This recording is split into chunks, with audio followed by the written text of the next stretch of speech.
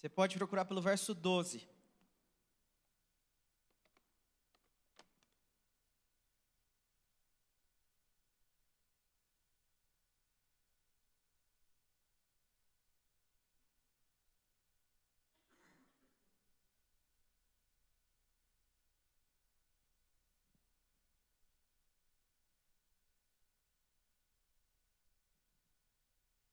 Vocês acharam aí? A palavra de Deus diz: Amados, não estranhem o fogo que surge entre vocês para prová-los, como se algo estranho tivesse acontecendo. Antes, alegrem-se à medida que participam dos sofrimentos de Cristo, para que também, quando a glória dele for revelada, vocês exultem com grande alegria. Eu vou começar de novo, porque esse texto aqui é muito importante e a parte principal dele é bem agora, assim, é a carne suculenta desse texto, tá bom? Presta atenção. Amados, não estranhem o fogo que surge entre vocês para prová-los, como se algo estranho tivesse acontecido. Antes, alegrem-se à medida que participam dos sofrimentos de Cristo. Fala comigo, sofrimentos de Cristo. Para que também, quando a glória dele for revelada, diga a glória dele. Quando a glória dele for revelada, vocês exultem com grande alegria. Se são insultados por causa do nome de Cristo, vocês são bem-aventurados, pois o glorioso Espírito de Deus repousa sobre vocês. Portanto, nenhum de vocês sofra como assassino, ladrão, criminoso, nem como quem se intromete nos negócios alheios. Contudo, se sofre como cristão, não se envergonhe, mas glorifique a Deus por meio desse nome. Pois chegou a hora de começar o julgamento pela casa de Deus. E se começa primeiro conosco, qual será o fim daqueles que rejeitam o evangelho de Deus? E se ao justo é difícil ser salvo, o que será do ímpio e pecador? Por isso mesmo, aqueles que sofrem de acordo com a vontade de Deus, devem confiar a própria vida ao seu fiel Criador e praticar o bem. Essa é a palavra de Deus, amém? Pai, nós estamos aqui reunidos nessa noite porque nós cremos, Senhor, que o seu Filho Jesus é o Deus encarnado, que morreu por nós, para que nós hoje pudéssemos, Senhor, com a justiça que há nele, nos achegarmos à sua presença. E o nosso desejo nessa noite, Senhor, é de alguma forma encontrarmos mais de Ti, para nos maravilharmos na palavra, para nós também sermos confrontados pela palavra, para nós nos tornarmos cada vez mais parecidos contigo. Senhor, por isso eu peço por mim e pelos meus irmãos, abra os nossos olhos nessa noite, que a sua palavra seja iluminação para nós.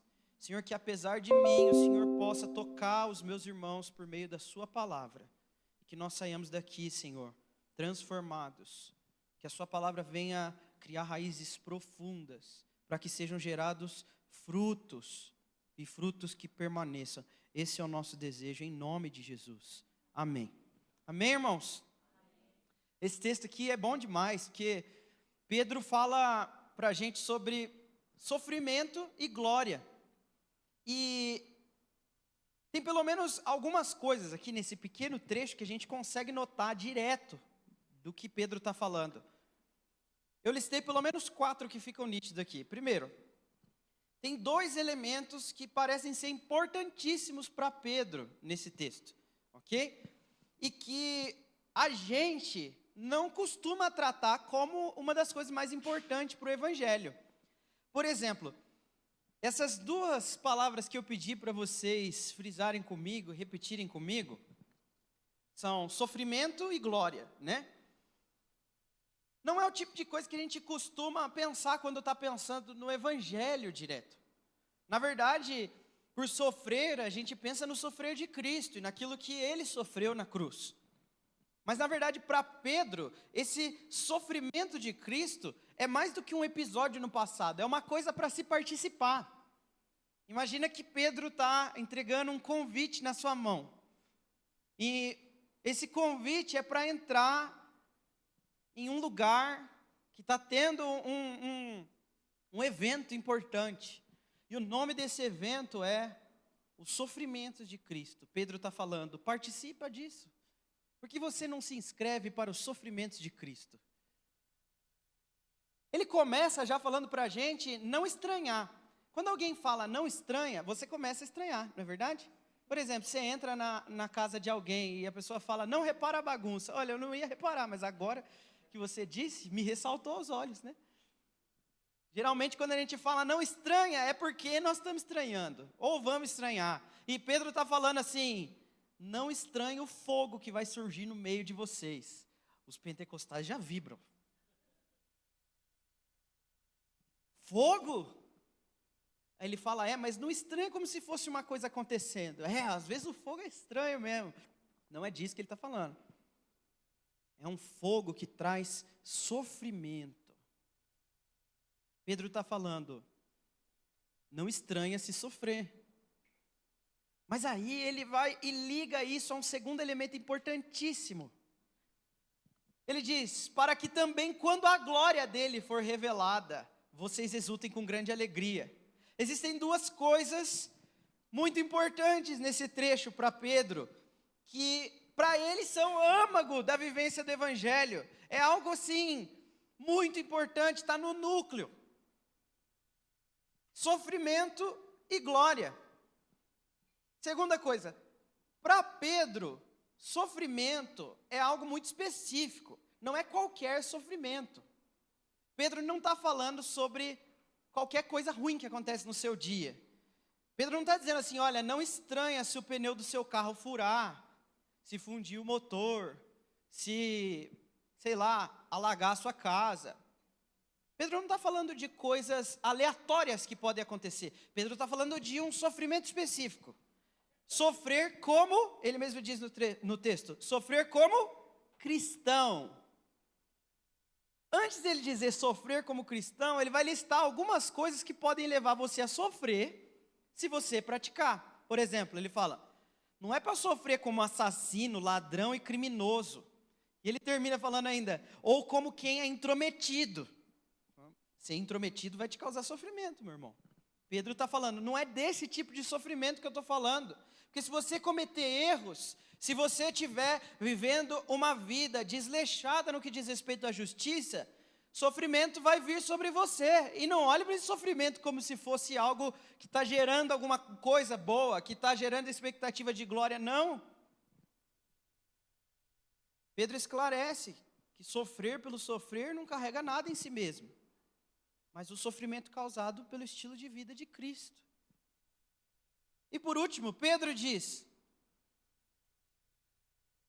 que quando sofremos, quando experimentamos do fogo purificador de Deus, estamos sendo preparados para algo que ainda há por vir. Para Pedro, você nunca vai entender o valor do sofrimento cristão se a sua mente não estiver bem acomodada com a visão apocalíptica das Escrituras. É necessário ter em mente a visão de Yeshua no trono, ou você nunca vai aprender a carregar a sua cruz.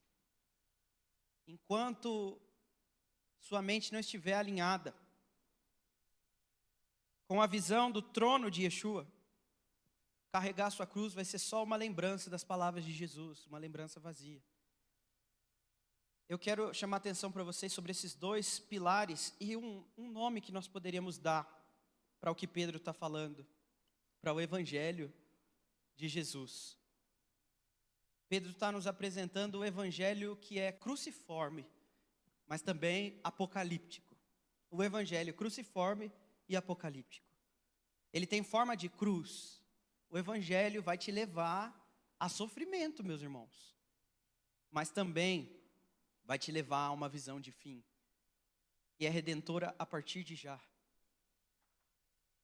Essas duas realidades do Evangelho, que definem muito bem o Evangelho, o sofrimento e a glória, a cruz e o apocalipse, a visão escatológica e a visão da redenção, elas aparecem em muitos lugares nas Escrituras. Por exemplo, a gente pode olhar para a gente mesmo assim e e começar a se perguntar: será que nós temos um bom entendimento do Evangelho? Você acha que tem um bom entendimento do Evangelho? Assim, nós tentamos pensar que talvez a gente teria um entendimento melhor do Evangelho se a gente tivesse tido mais experiências com Jesus, né? Se eu visse o próprio Cristo falando comigo, talvez eu teria um entendimento melhor do Evangelho. Se eu tivesse uma visão ou um sonho, como os irmãos que estavam aqui de manhã bem sabem, eu teria um entendimento melhor do Evangelho. Mas eu gostaria de propor, meus irmãos, que tem algo diferente aqui. Quando nós olhamos para esse padrão do Novo Testamento a respeito do Evangelho, essas duas coisas que eu acabei de mencionar, cruciforme e apocalíptico, andam de mãos dadas em tudo. Para pensar. Quem poderia ter um entendimento do Evangelho melhor, assim, mais apurado do que os próprios discípulos de Jesus, né? Eu não estou falando só dos 12, não. Ele tinha pelo menos 70 que andaram de perto. Por exemplo, quando Judas trai Jesus e os apóstolos precisam colocar um apóstolo mais, eles colocam um critério para ser um apóstolo. Teria que ter visto Jesus, ser uma testemunha ocular. Ou seja, para eles porem esse critério é porque teve muito mais gente que Jesus andou perto, não só os 12. Agora, em Lucas 24, você vai ver 2 que andaram com Jesus, mas não conseguiam reconhecer Jesus. E o problema não é nem que eles não reconheciam Jesus de olhar, de ver assim. Porque se esse fosse o problema, não se encaixava conosco a história. Afinal, ninguém aqui foi testemunha ocular do Cristo encarnado. Nós não vimos Ele com os nossos olhos do jeito que vocês estão me vendo. Só que o problema maior deles é que eles ouviram as palavras de Jesus, mas não conseguiam crer nas palavras de Jesus. Jesus estava andando do lado deles, e eles estavam cabisbaixos, porque eles diziam: você não ouviu o que aconteceu? Jesus, aquele homem de Nazaré, nós achávamos que ele era o Messias, mas ele morreu faz 3 dias já. Jesus tinha falado dessas coisas, mas eles não entendiam. E por anos Jesus tinha falado com esses discípulos e eles não entendiam. Tanto é que Jesus perde a paciência com eles. E ele rompe dizendo assim, no verso 25 de Lucas 24: como vocês custam entender, como demoram para crer. Agora aqui tem um negócio interessante, velho. Jesus não fala assim: vocês demoram para crer nas coisas que eu falei para vocês. Não, Jesus diz: como vocês demoram para crer nos profetas. E ele diz, uma pergunta retórica, não é para responder, é uma coisa que você sabe dentro de você. Ele fala para aqueles discípulos: não devia o Cristo sofrer essas coisas e então entrar na sua glória? O que impedia aqueles homens de entender o Evangelho não era a falta de tempo com Jesus, eles tiveram tempo com Jesus.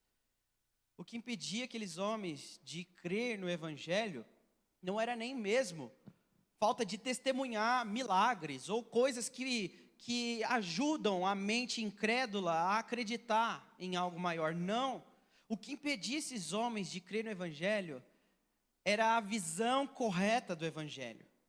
O Evangelho não é quando as minhas expectativas são atendidas. O Evangelho não aparece quando me parece razoável o que está acontecendo.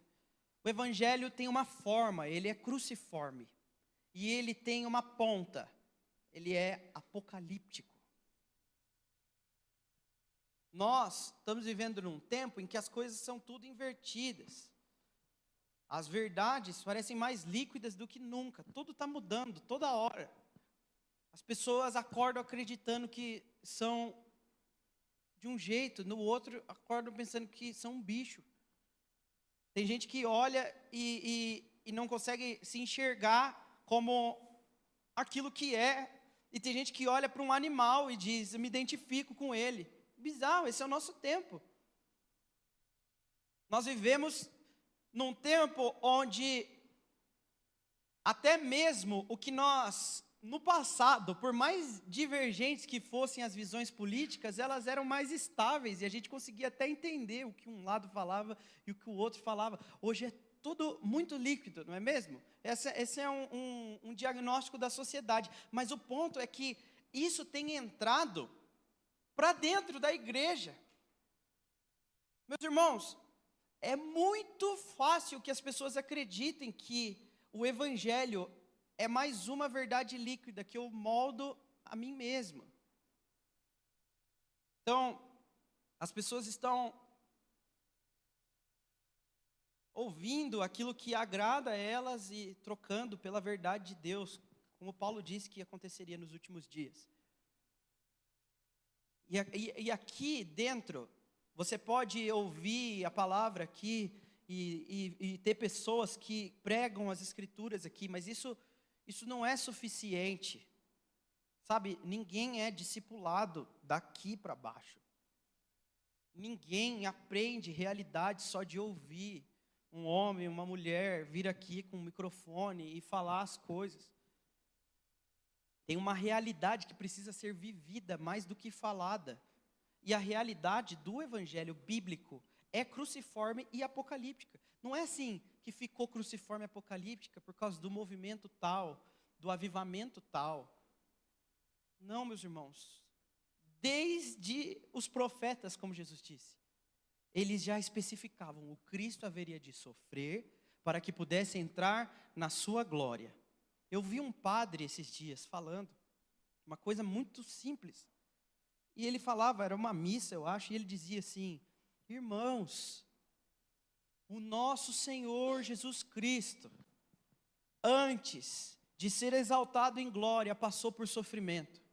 Por que é que nós estamos convictos de que conosco será diferente? É uma coisa muito simples, não é um raciocínio lógico. Você diz que fulano é o seu mestre, você quer trilhar o caminho dele. E o caminho dele é sofrimento e depois glória. Não é a coisa mais provável que esse seja o seu caminho também? Não é verdade? É a coisa mais provável. Você não precisa conhecer muito de Bíblia para isso. Você precisa só ter um raciocínio lógico. A coisa mais provável é essa. Mas o raciocínio lógico fica pequeno perto das palavras de Jesus. Jesus constantemente afirmava: olha só, o discípulo não é maior que o mestre. Se me perseguiram, vão perseguir vocês. Aquele que quer vir após mim tem que tomar a sua cruz. O evangelho é cruciforme, meus irmãos. Que raio de evangelho que as pessoas estão crendo hoje? De que tudo se resume a mim mesmo, tudo se resume a Jesus, o meu amuleto da sorte. E aí eu sei que nós estamos pregando essas coisas há tanto tempo, que as pessoas ouvem e falam: nossa, mas ok, a gente já entendeu isso. Não entendeu nada, meus irmãos. Não entendemos não, porque a gente sabe as coisas aqui assim, ó, de tanto repetir que grava na cabeça, só não entra no coração.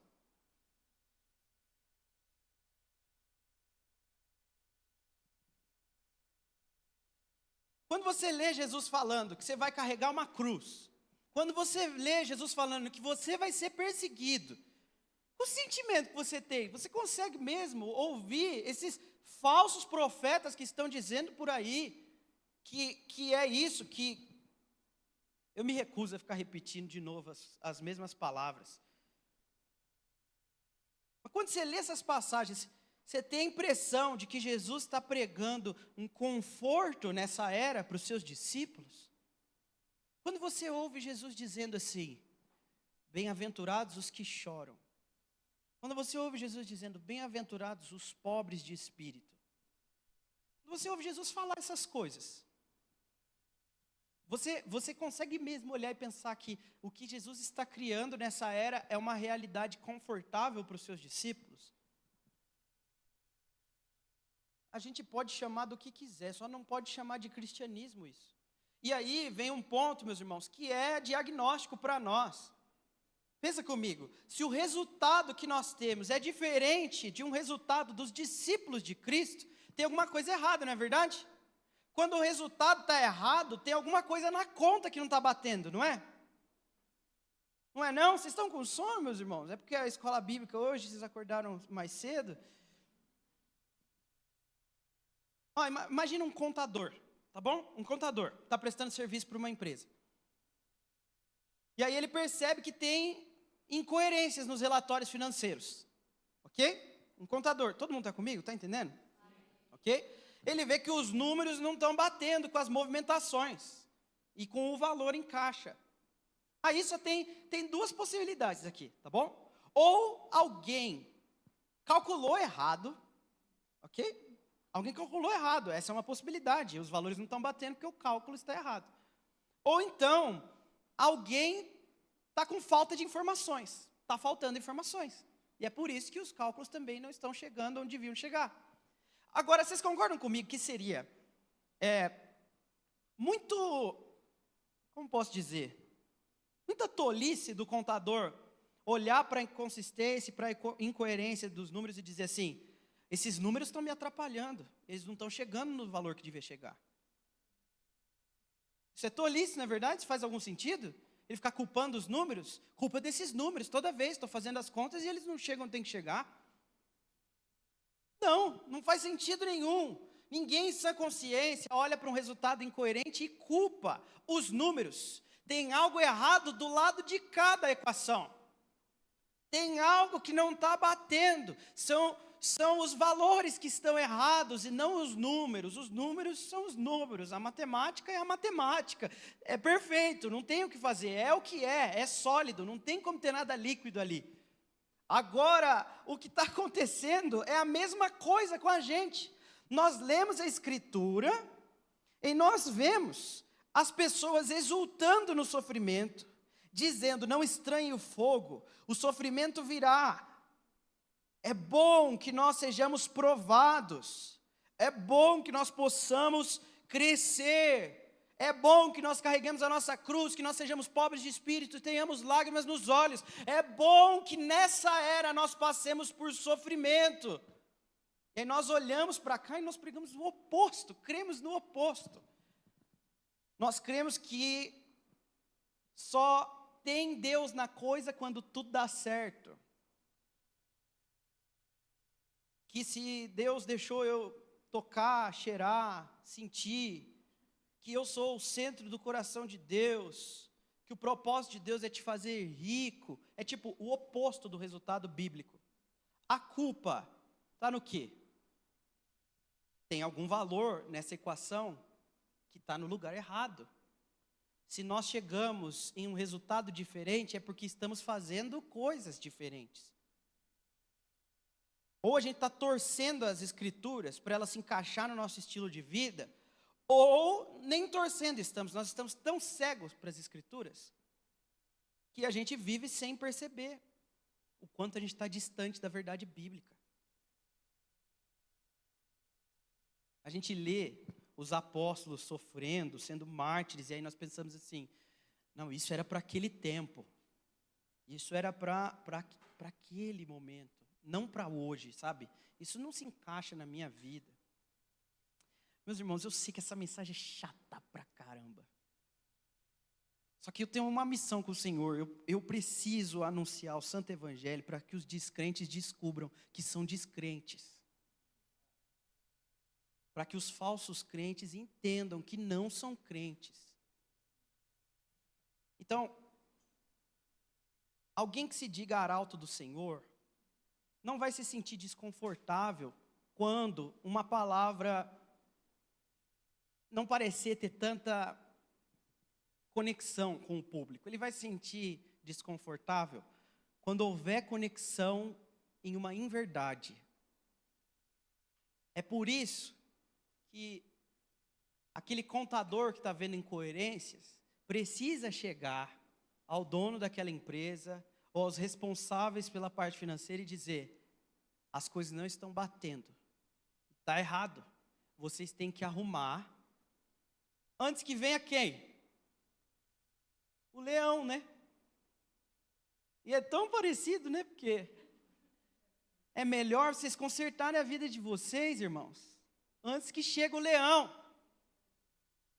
É melhor vocês olharem para o valor em caixa e as incoerências de vocês nos relatórios e começar a consertar as coisas, porque haverá um dia em que aquele que é dono do evangelho cruciforme vai requisitar o que é seu. E se as coisas estiverem incoerentes, a conta não vai ser só grande, ela vai ser eterna. O meu questionamento para vocês é bem simples, meus irmãos. Assim, talvez essa seja a palavra mais simples que eu já preguei aqui. Você lê as Escrituras e é muito diferente do que nós vivemos hoje. O que fazemos então?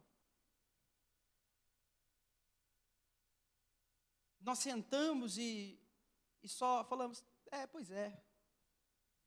Olha só, eu leio Paulo falando em Filipenses 3 assim: eu quero conhecer Cristo, o poder da sua ressurreição e a participação nos seus sofrimentos. Olha só, tem uma festinha que o apóstolo Paulo quer ir. É a mesma que Pedro estava entregando o convite há uns minutos atrás. Ele diz: meu sonho é participar dos sofrimentos de Cristo. Meus irmãos, quando nós olhamos para os nossos sonhos, eles são tão diferentes dos sonhos dos apóstolos, nós só podemos estar longe da mensagem apostólica. É o único resultado possível. A realidade apostólica é cruciforme apocalíptica. Por que a nossa realidade não é? Veja como a cruz e o apocalipse estão presentes na frase de Paulo. Quero conhecer Cristo, o poder da sua ressurreição e a participação nos seus sofrimentos. Então ele diz: tornando-me como ele na sua morte, para de alguma forma alcançar a ressurreição dentre os mortos. Você não vai ver um apóstolo falar de sofrimento sem falar de escatologia. Não tem como. Da mesma forma que dificilmente você vai ver escatologia nas Escrituras sem ressaltar o sofrer dos santos. Qual foi a última vez que você viu alguém com vontade de participar dos sofrimentos de Cristo? Eu não lembro, eu não faço ideia. Qual foi a vez que você viu alguém assim: nossa, eu espero que o Senhor me una aos seus sofrimentos? O que a gente vai fazer com outras passagens? Por exemplo, como o apóstolo Paulo diz em Romanos: eu considero que os nossos sofrimentos atuais não podem se comparar com a glória que será revelada. Ou o que ele diz em 2 Coríntios 4,17: os nossos sofrimentos leves e momentâneos estão produzindo para nós uma glória eterna. Ou o que Pedro diz em 1 Pedro 5,10: o Deus de toda graça, que os chamou para a sua glória eterna em Cristo Jesus. O que ele falou agora? Ele falou da glória eterna em Cristo Jesus. Ele continua: depois de terem sofrido durante pouco de tempo, os restaurará, os confirmará e lhes dará força e os porá sobre firmes alicerces. Ou Paulo de novo em Romanos 5 dizendo: não é só isso, mas também nos gloriamos nas tribulações, porque sabemos que a tribulação produz perseverança, a perseverança um caráter aprovado, e o caráter aprovado produz o quê? Esperança. Fala comigo, esperança. Em 2 Coríntios 1, verso 5, ele também diz: pois assim como os sofrimentos de Cristo transbordam sobre nós, também por meio de Cristo transborda a nossa consolação. Eu quero esclarecer, como eu sempre faço quando estou pregando, né? Eu preciso sempre deixar muito claro as coisas que eu não estou falando. Eu não estou propondo que quando os crentes ouvirem isso, eles vão começar a arder de paixão por sofrer. Não, pelo contrário. Quando a gente vê Jesus, Paulo e os demais apóstolos falarem sobre sofrimento, dá para ficar claro, eu fico cada vez mais convencido de que isso é uma realidade que não é geral. O que eu quero dizer? Ela não é para ser comum também, ok? Então, eu não quero dizer assim que todo mundo, todo crente de todo mundo vai desejar participar dos sofrimentos de Cristo. Não, eu estou inclusive dizendo que talvez isso seja para um nível mais profundo de maturidade no Evangelho mesmo. Quanto mais você vai crescendo na realidade apocalíptica, na realidade do que é o fim dos tempos, mais intenso vai ficando a sua paixão por ser um participante do sofrer de Cristo. Então, lembra que eu falei da conta que não bate? Se nós não temos paixão pelo sofrer, do lado de cá, provavelmente, não estamos tão maduros na revelação de Yeshua sobre o trono. Qual é o oposto daquele que arde pelo participar no sofrer de Cristo? Qual o oposto, meus irmãos? O oposto é aquele que foge dos sofrimentos. Pelo contrário, ele vai armar sua tenda de forma que todo sofrimento fique bem distante. E nessa vai arrumar briga com muita gente que o fizer sofrer. Exigente é aquele que não quer participar do sofrer de Cristo. É por isso que nós vemos primeiramente discípulos que antes de ter uma certa maturidade no evangelho, vão até as cidades samaritanas e são rejeitados, e eles voltam. Por acaso você viu Tiago e João exultar por serem rejeitados pelo evangelho naquele momento? Não, Tiago e João vão com Jesus até essas cidades, eles são rejeitados lá, e eles voltam dizendo, glória a Deus, sofremos pelo nome de Jesus. Não, eles dizem, mestre, façamos como Elias, vamos clamar para que fogo caia do céu e queime essas pessoas vivas. O que é isso, meu irmão? Na cabeça de muita gente, poder, glória, Na cabeça de Jesus, é só o espírito errado. Ele diz, vocês não sabem de que espírito nós somos? Será que vocês não sabem que o nosso viver nesse mundo vai nos levar a muitas situações como essas? Onde vamos anunciar o santo evangelho e por causa disso seremos rejeitados? E aqueles discípulos ficam envergonhados, eles ainda não estão prontos para aquilo. Eles estão amadurecendo e Jesus está gerando isso nele. Mas mais tarde, meus irmãos, em Atos capítulo 4, esses mesmos caras que queriam tacar fogo do céu, agora estavam sendo açoitados porque curaram um paralítico na porta do templo. E eles voltam para casa, diz a Bíblia, exultando pela glória de ter sofrido pelo nome. Nós estamos falando das mesmas pessoas. Por isso, meus irmãos, eu estou esclarecendo aqui, eu não estou dizendo que todo mundo já deveria estar exultante de sofrer pelo nome de Jesus. Mas eu estou dizendo para vocês que quanto mais nós nos aproximamos da realidade do Rei, mais dignos de sofrer nós nos sentimos. Eu gostaria de propor que no discipulado há uma didática do sofrer, que parece cinza e sem cor, que só vai ganhar cores diante da presença de uma esperança apocalíptica.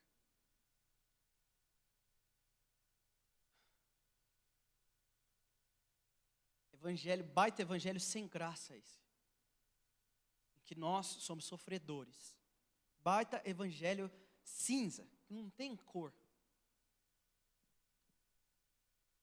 Mas quando a peça que faltava for colocada no lugar, e nós enxergarmos Yeshua assentado num trono, então, meus irmãos, todo sofrer ganha cores. No texto que nós lemos no início, em 1 Pedro 4, Pedro, ele traz uma citação onde ele faz uma pergunta, retórica também, onde ele diz assim, se ao justo é difícil ser salvo, o que será do ímpio e pecador? Né? É uma pergunta assim, se é difícil para o justo ser salvo, o que dirá do ímpio e pecador? O raciocínio de Pedro é muito importante para o que nós acabamos de falar. Porque ele está dizendo assim, olha, se já é ruim sofrer tendo causa, que dirá aqueles que sofrem sem terem pelo que esperar? Se já é ruim sofrer, olhando e vendo o trono de Deus, meus irmãos, pobres são aqueles que estão sofrendo sem esperança. Por isso, meus irmãos, O sofrer de Cristo, que parece cinza e sem cor, diante da visão do trono de Deus, ganha cores. Sofrer do jeito certo, o sofrimento cristão, como Pedro diz, vai nos levar a uma vida de convicção. Ou melhor, partiremos de uma vida de convicção. Olha só. Sofrer do jeito certo também não é só atrair rejeição dos outros, como nós vimos Pedro falar.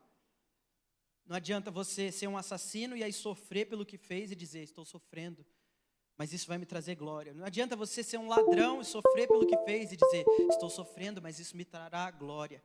Não adianta você, fazendo coisas erradas, dizer, estou sofrendo, mas isso me trará glória. Não, meus irmãos, o sofrimento do jeito certo, leva em consideração que nós não estamos correndo atrás de arrumar algo pelo qual sofrer. Alguém que ouvir isso, um problema que geralmente é causado por esse ensino, quando mal explicado, é a falsa atração pela desgraça. As pessoas sentem assim que, eu preciso então atrair coisas ruins, e quanto mais eu atrair coisas ruins, melhor. É isso que é o cristianismo? Ou então as pessoas rejeitando a mensagem por acharem incoerente com a Escritura, porque vão achar mesmo se não entenderem. Se achar que o que nós estamos dizendo é, vamos correr atrás de sofrer, quanto mais a gente sofrer, melhor. Não, pelo contrário, quando você lê a Escritura, você vai ver os apóstolos recomendando que a gente faça de tudo para que tenhamos bom relacionamento. Por exemplo, Paulo vai dizer em 1 Timóteo que deve ser feito orações e súplicas em favor de todos os homens, inclusive aqueles que têm posições de autoridade, para que haja o quê? Vamos ler a Bíblia, irmãos. Paz. Paz. Por que Paulo quer paz? Para não ter que sofrer à toa. Paulo entende que não é qualquer sofrimento. É um sofrimento causado por contracultura. Diga comigo, contracultura. O que é a contracultura? É aquilo que é contra a cultura. Olha só que benção. É aquilo que é o contrário do que a cultura costuma fazer.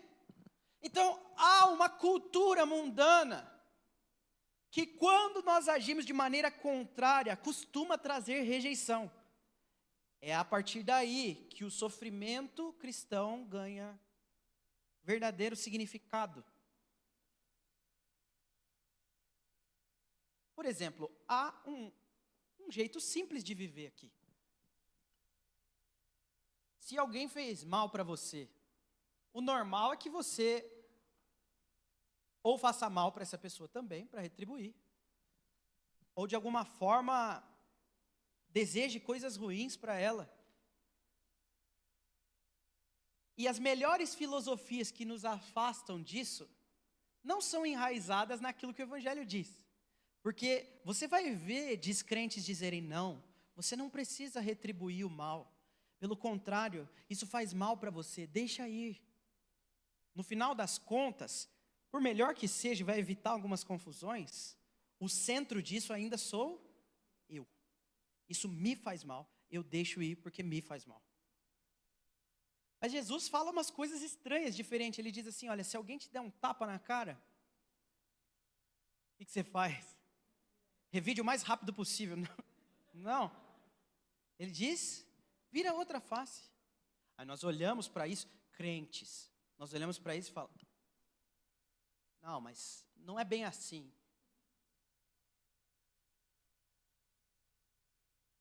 Então me explique. Porque me parece simples. A cultura de Cristo é bem diferente da cultura mundana. Ou, por exemplo, Jesus falando assim, sobre dinheiro, ele diz. Não, vamos pensar o que o mundo diz.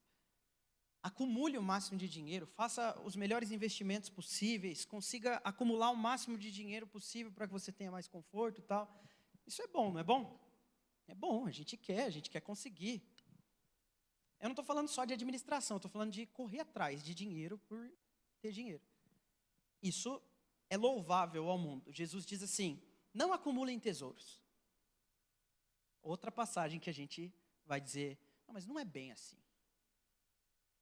Não é bem desse jeito. Então é de que jeito, meu irmão?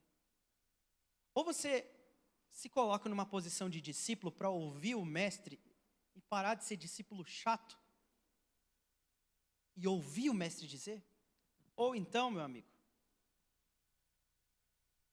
você escolhe alguma outra coisa, mas Jesus disse coisas como essa.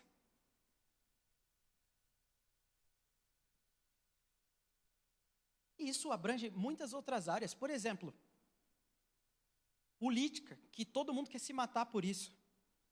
Nós temos um desejo de conseguir mudar a política do nosso país. Isso é bom? É bom também. Assim como é bom não tomar um tapa na cara e não ficar sem dinheiro. Que são coisas opostas, às vezes, daquilo que Jesus estava falando. Por exemplo, Jesus fala, se tomar um tapa na cara, vira o outro lado. O que eu queria é não ter tomado o primeiro tapa. Não ajunteis tesouros na terra. O que eu queria era só não ter falta. E às vezes do lado político também, né, Jesus vem e fala assim, o meu reino não é desse mundo. E eu falo, Jesus, eu só não queria um governo tão ruim.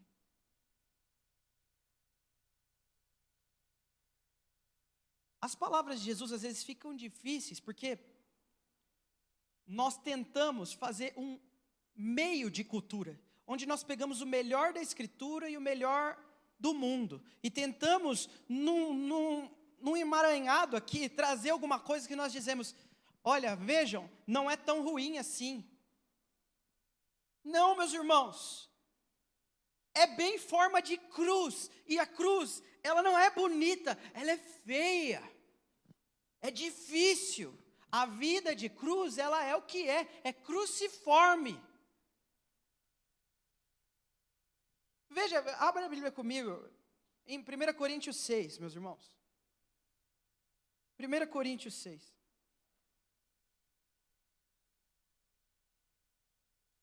Esse é um texto até bem conhecido, que mostra bem o que nós estamos falando. No nosso modo de viver nesse mundo, as coisas são claras. Você tem um jeito de viver que vem sendo transmitido para você e para mim, conforme nós vamos crescendo. O mundo vai se desenvolvendo desse jeito, com as pessoas que estão com o seu modo de viver. Eu sei como fazer, eu faço desse jeito. As palavras de Jesus só servem para completar o meu estilo de vida. Não, mas Jesus tem coisas contrárias ao seu estilo de vida. Às vezes Jesus vai te ensinar a perder, a sofrer, a ter menos, a não acumular, a não brigar por política, porque o reino dele não é desse mundo. Às vezes vai entrar no nosso jeito de viver e vai nos dobrar assim. Agora, nada melhor do que uma situação do cotidiano, de gente assim, que nem a gente da igreja. Porque assim, você já brigou com alguém da igreja? Se você não brigou com alguém da igreja, você está fazendo igreja do jeito errado. A gente briga com as pessoas. Aí, o que acontece? Por que a gente briga com as pessoas? A gente quer defender nosso ponto de vista, nosso jeito de fazer. Aí, olha só, aqui está acontecendo a mesma coisa, em 1 Coríntios 6. Não vou ler na NVI, que é melhor. 1 Coríntios 6, verso 1. Se algum de vocês tem queixa contra outro irmão, como ousa apresentar a causa para ser julgada pelos injustos em vez de levá-las aos santos? Olha só, então o que está acontecendo? As pessoas estão brigando, elas estão brigando de um jeito que assim, não resolve, não tem consenso, tem que chamar alguém para resolver esse negócio. Aí o que eles estão fazendo? Eles estão indo lá num juiz ímpio, para o juiz julgar a causa dos irmãos da igreja. Aí Paulo fala assim, vocês não sabem que os santos hão de julgar o mundo? Se vocês hão de julgar o mundo, acaso não são capazes de julgar as causas de menor importância? Aí ele vai ali, vocês não sabem que nós vamos julgar os anjos? Quanto mais as coisas dessa vida.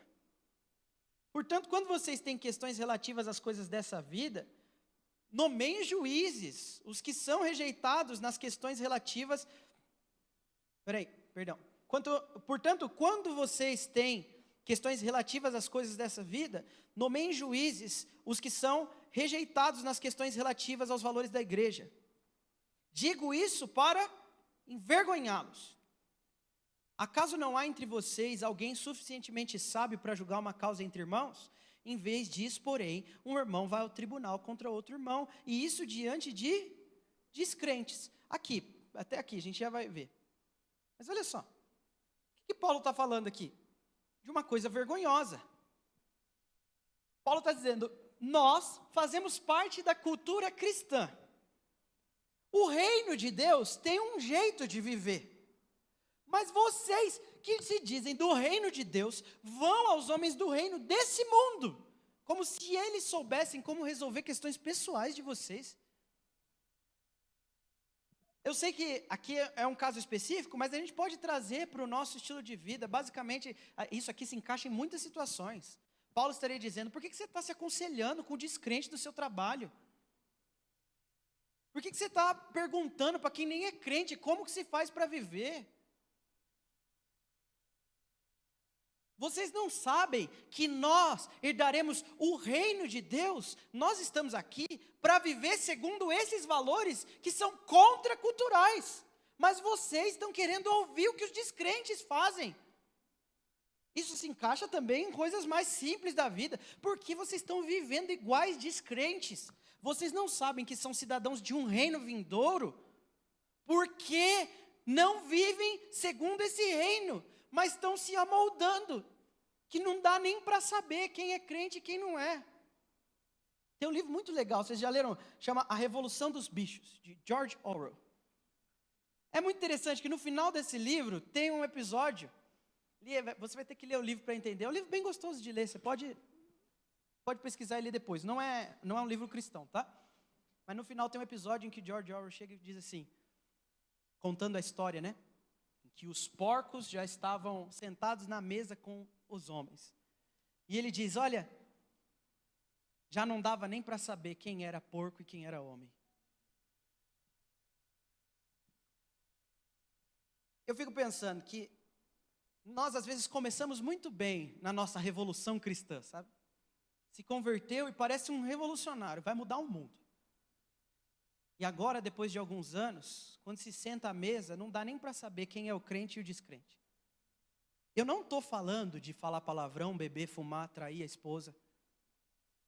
Eu estou falando que os seus valores são tão iguaizinhos, que não dá para saber quem é o crente e quem é o descrente. Quando as confusões acontecem, você reage igualzinho os descrentes. Quando tem litígios com os irmãos, reage igualzinho os descrentes. Sempre de biquinho, porque as coisas não são do seu jeito. Enquanto o reino de Deus é um reino de renúncia. Enquanto no reino de Deus, os felizes são os que estão chorando, não os que estão sorrindo porque conseguiram o que querem. No reino de Deus se entra pobre de espírito, mas você só busca a sua felicidade. Paulo está dizendo, vocês não sabem que haveremos de julgar os anjos, mas vocês não conseguem nem julgar dois irmãos. Vocês não sabem que nós reinaremos com Cristo, mas você não consegue nem administrar bem, segundo os padrões da palavra, o que está na sua mão. Continuando, Paulo diz, o fato de haver litígios entre vocês já é uma completa derrota. Aqui é pior. Paulo está falando assim, só de você estar num nível de ficar olhando no olho do seu irmão, desejando sua justiça própria e não conseguindo ceder, já é uma derrota. Já é uma derrota. Ele continua e aqui ele faz a pergunta de milhões. Por que você não prefere sofrer a injustiça? Ora, que pergunta burra, Paulo. Quem é que vive querendo sofrer injustiça? Paulo fala, por que você não prefere sofrer o prejuízo? Ora, não é óbvio?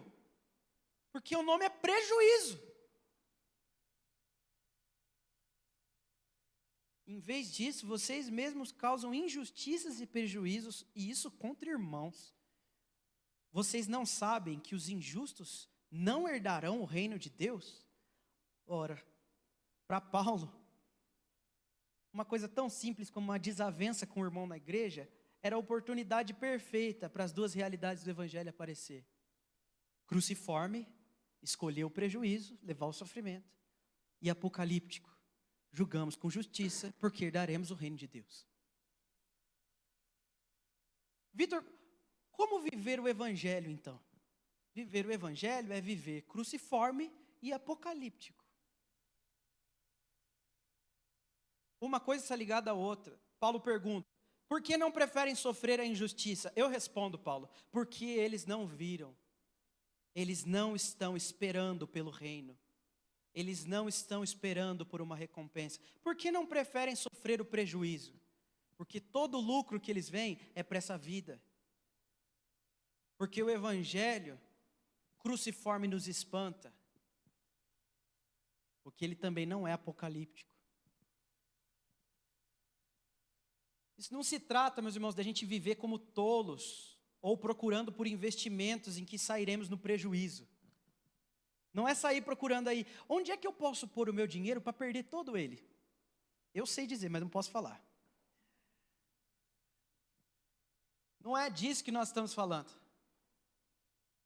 O que Paulo está dizendo é que se trata de um estilo de vida cruciforme e apocalíptico que revela a humildade de Cristo e o seu justo governo. É sobre ter, sim, desavenças, dificuldades, mas escolher o prejuízo porque vê uma recompensa maior. Vocês já viram aqueles programas, eu nem sei se tem hoje, assim, mas antigamente tinha, que alguém ficava dentro de uma cabine, com um fone de ouvido gigante, assim, e aí lá fora ficava alguém gritando uma coisa que podia ser boa ou podia ser ruim. Aí alguém via e falava assim, você quer 10 mil reais? Aí fulano está lá assim, não! E todo mundo lá de fora, meu Deus, ele acabou de perder 10 mil reais. Sabe, nós nos parecemos com isso. Quando somos salvos, o Senhor nos insere numa realidade onde esperamos um reino que é melhor do que tudo. Mas o barulho desse mundo nos impede de ouvir o que há de bom. E quando a oportunidade de sofrer um prejuízo que nos trará glória aparece, nós gritamos, não! E sabe, o Espírito Santo está olhando para nós e dizendo, meu Deus, ele acabou de perder algo. E nós estamos curtindo o som desse mundo. Nós estamos entretidos pela cultura desse mundo.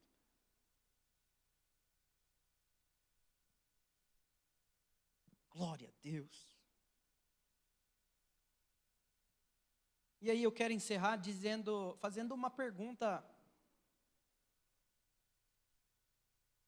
E nós temos, quando ouvimos essa palavra, essa dúvida, né? Por que é tão difícil? É simples de ouvir, mas é difícil de viver, né?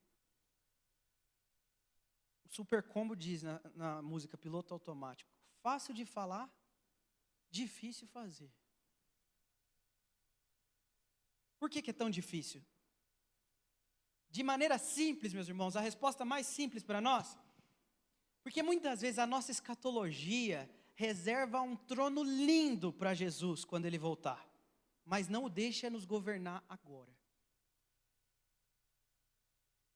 Jesus se assentará num trono nessa terra, mas Ele já é rei. E Ele já tem súditos. E os seus súditos estão andando por essa terra, mas eles vivem como súditos rebeldes. Sabe, em Gálatas capítulo 3, Paulo está revoltado com os Gálatas. Porque eles ouviram o Evangelho, eles creram no Evangelho. Parece a gente. Ouviu o Evangelho, creu no Evangelho, foi batizado. Mas agora eles estão querendo acrescentar obras à obra de Cristo. E alguém, lendo as Escrituras, pode ver e falar, mas que tolice, para que fazer isso? A obra de Cristo já é tão boa. Qual o motivo de alguém querer acrescentar obras à obra de Cristo? Você vai olhar para mim e falar, eu não quero fazer isso jamais. Pois eu digo que quer. Porque eu quero. Nós queremos. Tem sim um conforto em acrescentar obras à obra de Cristo.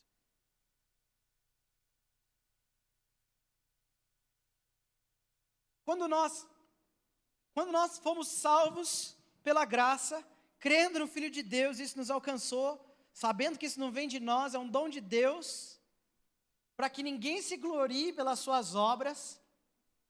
É bonito a um primeiro momento, mas quando essa realidade vai ganhar forma, nós sentimos, sabe o quê? Medo, porque as rédeas da nossa vida estão indo embora, alguém está levando ela. Tem uma historinha, que alguém conta que uma senhorinha pobre chegou num pastor, depois de uma pregação, em que ele pregou o evangelho, e ela parecia assustada, ela olha para ele e fala assim, pastor, isso é muito sério.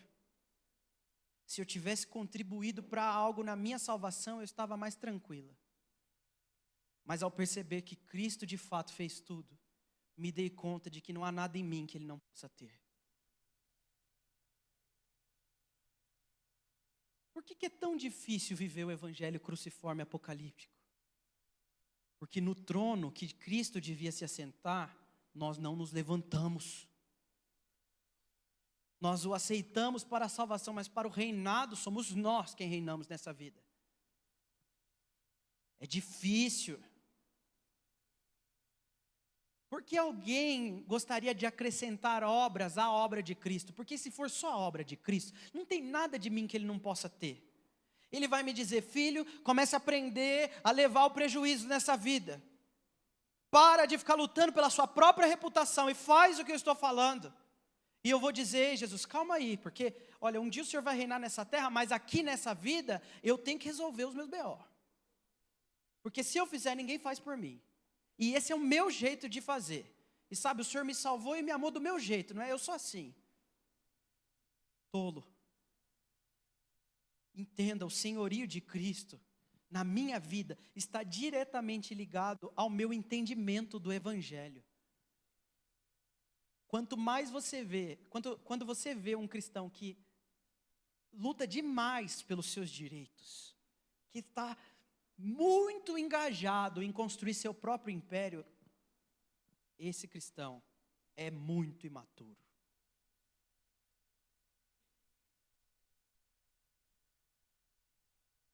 Teve um homem que Jesus falou algo que nunca falou para ninguém. Ele disse assim, dos nascidos de mulher, esse é o maior. E aí, a gente começa a procurar alguma coisa em João Batista que justifica essa resposta, né? Será que era a dieta dele? Ele comia gafanhoto e mel silvestre? Eu acho que não. Será que era roupa, então? Peles de animais? Eu acho que não. Meio esquisito. Deve ser, então, o jeito que ele falava. Meu irmão, eu acho que não. Será que são milagres, então? Porque ele deve ter feito mais milagres do que Eliseu, que fez o dobro de Elias. Não, não fez um milagre, não tem um milagre. O maior dentre os nascidos de mulher era caracterizado por ser um homem que sabia apontar para o cara certo. Era isso que ele sabia fazer. E às vezes, era difícil para João entender, sabia? Certo dia ele teve que mandar os seus discípulos para perguntar para o mestre dele, é o Senhor mesmo? Porque eu não estou conseguindo, está complicado de entender.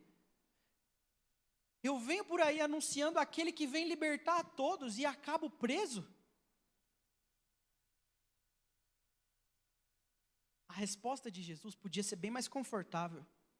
Ele podia mandar esses discípulos de volta dizendo assim, João, fica tranquilo, eu estou cuidando de tudo. Não, a resposta de Jesus é, os cegos estão vendo, os paralíticos estão andando, aos pobres é anunciado o Evangelho. A resposta de Jesus é, É triste a resposta de Jesus. Jesus não olha para o sofrimento de João Batista e fala: calma, o meu propósito não é esse. Sabe, tudo vai cooperar para o seu bem porque você me ama. Não, a resposta de Jesus é assim: fica na sua. Vive o que você está vivendo, porque o que tem que acontecer está acontecendo. Mas quando João não estava, não sei, talvez para que o ego dele não se inflasse, vai saber as fraquezas que ele tinha. Quando João não estava, quando os discípulos de João iam embora, Jesus olhava para todo mundo e falava assim: o que vocês foram ver no deserto? Um caniço atiçado pelo vento? Não. Aquele homem era o maior. O maior.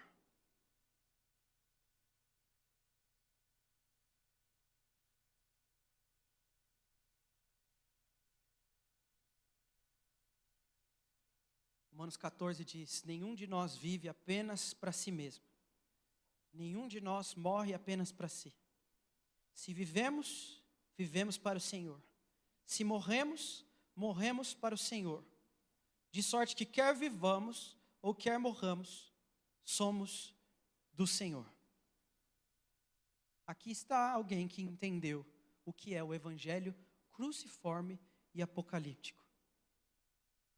Está na hora da gente deixar o evangelho moldar as nossas vidas, irmãos. E isso vai se dando pelo entendimento verdadeiro da obra de Cristo. É Cristo mais Cristo, não Cristo mais você. Essa vida, meu irmão, não é para você construir o seu império, ela é para ser gastada aos pés dele. Essa vida não é para a gente levar vantagem em tudo que a gente faz, é para deixarmos que o nosso Senhor nos mostre como perder por amor a Ele. Essa vida não é para nos fazermos reis de nós mesmos, mas para vivermos como discípulos que revelam um reino de justiça e equidade. Recentemente as pessoas começaram a se queixar, né? Eu vi alguns vídeos falando disso e até eu mesmo dei os meus centavos sobre a situação. Uma música ficou muito famosa aqui, né? Que o pastor quase não pede para cantar na igreja. Só que começou a dar rebote, né? Porque as pessoas começaram a pensar no que elas estavam cantando. E eu vi gente até falar assim: eu não canto essa música, mentiroso eu não vou ser. Olha, como se, o certo é continuar errado, então. Ou seja, as pessoas elas estão tão moldadas ao padrão mundano, que elas olham para a música, o problema é a música, eu não vou cantar a música, o problema é você, cara, o problema sou eu. O problema é que nós não vivemos o evangelho cruciforme e apocalíptico. Você já parou para pensar na letra dessa canção, né? Por ele que eu estou gastando a minha vida, perdendo tudo por amor e com alegria. É verdade que é mentira. Porque nós não vivemos o evangelho cruciforme. Só que o evangelho cruciforme só faz sentido, e aí o Paulo foi muito bem quando construiu essa música, onde ele coloca na ponte: ele virá, soberano em poder ele virá. E o governo está nele, vejam, ele traz consigo a sua recompensa. Por quê, meus irmãos? Porque perder tudo por amor e com alegria só faz sentido com ele virá, soberano em poder. Porque o evangelho cruciforme só fica cruciforme com a visão apocalíptica. É por isso que os profetas vieram antes dos apóstolos. Porque eles estabeleceram a visão do Messias rei. E quando eles aprenderam o que era o Messias rei, veio o Messias sofredor. Nós não conseguimos sofrer o prejuízo, porque o Messias ainda não é rei entre nós. Eu quero orar com vocês e nós vamos encerrar. Feche os seus olhos onde você está mesmo.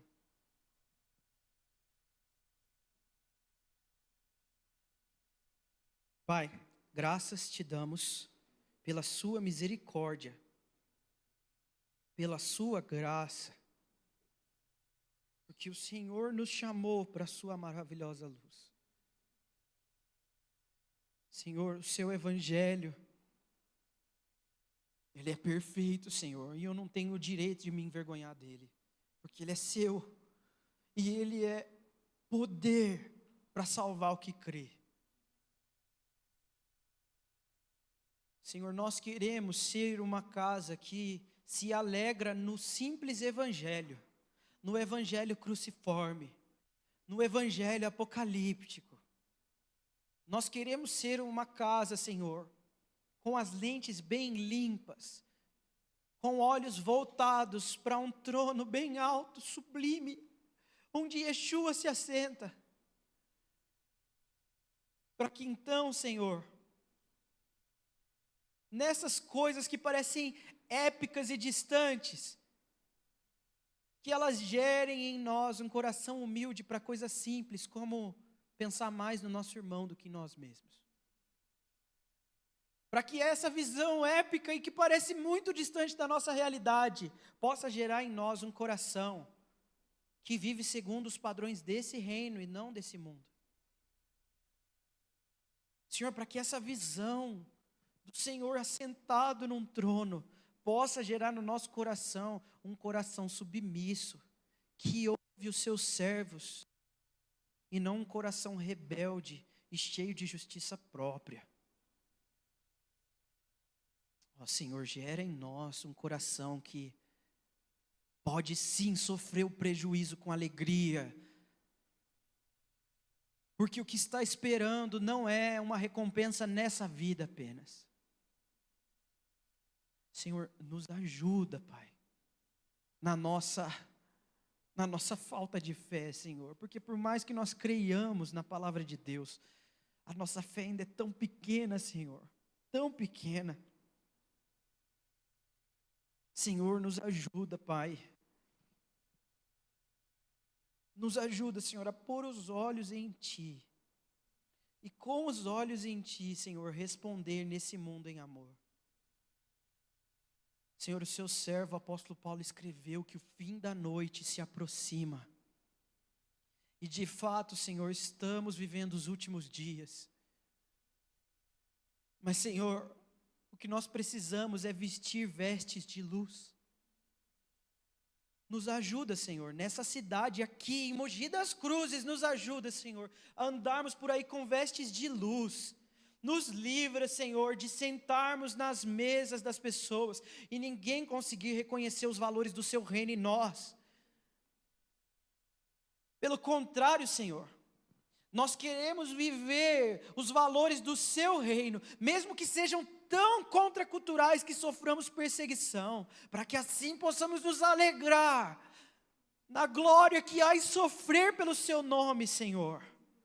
E que assim os perdidos sejam, Senhor, maravilhados pelo brilho que há em Ti. Ó, usa-nos, Senhor, como grandes armas nessa batalha espiritual.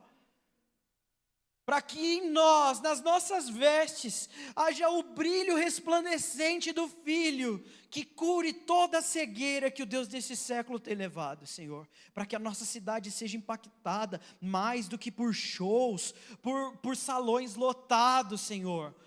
Por luzes e fumaça, mas que sejam encantados, maravilhados pelo nosso jeito de viver, que resplandece, Senhor, a sua glória. Ajuda-nos a viver o evangelho cruciforme apocalíptico, Senhor.